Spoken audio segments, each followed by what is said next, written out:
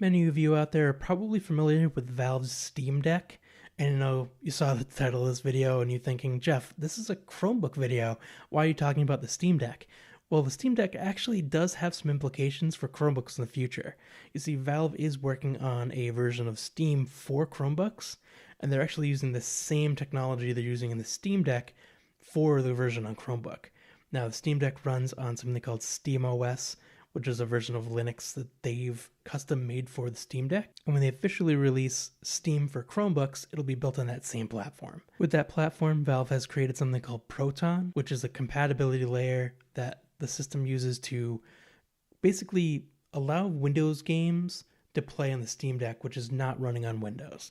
It has all the things that a Windows game needs to play. And when a game goes to play that's a Windows game, it leverages all those things in Proton to allow it to play. Now, it would seem to be that would provide a lot of overhead and make the game really slow, but from what we have seen, games actually run really well, even on Valve's hardware for the Steam Deck, which is not spectacular. Valve does have a Linux version of Steam available, which is what you could install on the Chromebook, but we'll talk about that in a little bit later in the video. All right, here we are on my Chromebook. And when it comes to Chromebooks, there's really two places where you can get games. The first, which is available to pretty much anyone who buys a Chromebook these days, is the Google Play Store. The second would be Steam. If you're not familiar with Steam, it's a video game distribution service created by Valve. Installing Steam on a Chromebook isn't the easiest thing right now. You'll have to use Linux, which is kind of an advanced feature. Really, right now is only meant for developers, but Valve is working on a version of Steam that will work on Chromebooks that you can install basically by downloading a file and running it.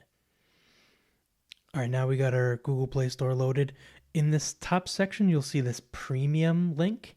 And when you click on this premium link, it brings you to basically some premium apps and games. But for this, they actually gives you a premium games on Chromebook section that you can go to. This screen will give you a list of games that have been optimized for Chromebooks. A lot of them include mouse and keyboard support, full screen support, windows that you can adjust the size for, and things like that. Got a few of these installed already, so let's check them out. All right, let's start off with the Room Old Sins. It's like one of these 3D puzzle games where you move around the room that you're in, find different objects like keys and different hints, solve different puzzles to ultimately open up like a secret area in the room. It's actually a lot of fun. Let's see how it works on this with keyboard and mouse support. Alright, okay, click on new profile. This is going to look a little weird. The text box is actually at the bottom of the screen, which I didn't notice at first when I was trying this, so it seemed like I was trying to click on the text box above. It probably looks a little bit different if you're playing on a phone, but this is what it looks like on the Chromebook. Now I can type in my name, hit enter.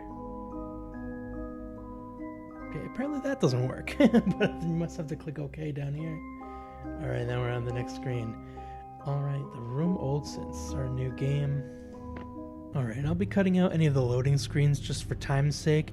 The loading screens aren't very long at all, they're just a few seconds, but for the sake of the video, we'll just cut them out and then you'll see it quickly skip from a loading, right before a loading section to me playing the game. Okay, so yeah, then we have to probably swipe the screen to look around. Okay, yep, in full keyboard, mouse support, like I said. I can just click on the mouse, drag it around as if I'm touching the screen and dragging it around. I think also, yep, I got a touchscreen on my Chromebook and you could do the same thing with the touchscreen and you just move it around. Double tap on the floodlight. Tap, use the mouse to pull it down, or my finger on the touchscreen. To zoom out, I wonder how this is supposed to work here. How do you zoom out? No, it's a game pause. So it looks like there's some things that the developers really didn't think about. You have to pinch on the screen to zoom out on this game. So luckily I have a touchscreen. A lot of Chromebooks do have touchscreens. But if you, in case yours doesn't, this probably won't work unless there is a keyboard shortcut for it that they just don't tell us. But so far, I mean, it does play pretty well. It's very smooth, load times are very short. Alright, now let's quit this game and we're going to start a different game. This game and the next game are both downloaded from the Google Play Store. So your mileage may vary, like we saw here. Pinch to zoom didn't really have an obvious way to do it with the keyboard and mouse, but if you have a touchscreen, you don't have to worry about it. So I'm going to exit this game. I believe you can just hit escape and yep, there you go. It's Totally closed out. Next game we'll play is Doom. Didn't realize that the game audio for Doom was actually very loud. So in this clip, in the original audio, you cannot hear me at all over the game. So it kind of makes it useless. So I'm just going to dub over this right now. As you can see on the screen, I'm starting up a new game of Doom, trying to pick a level and pick the difficulty. So far, you can control everything using that mouse, clicking any of the options on the screen, moving around with the WASD keys and the mouse as well. And as you can see, it runs pretty smooth.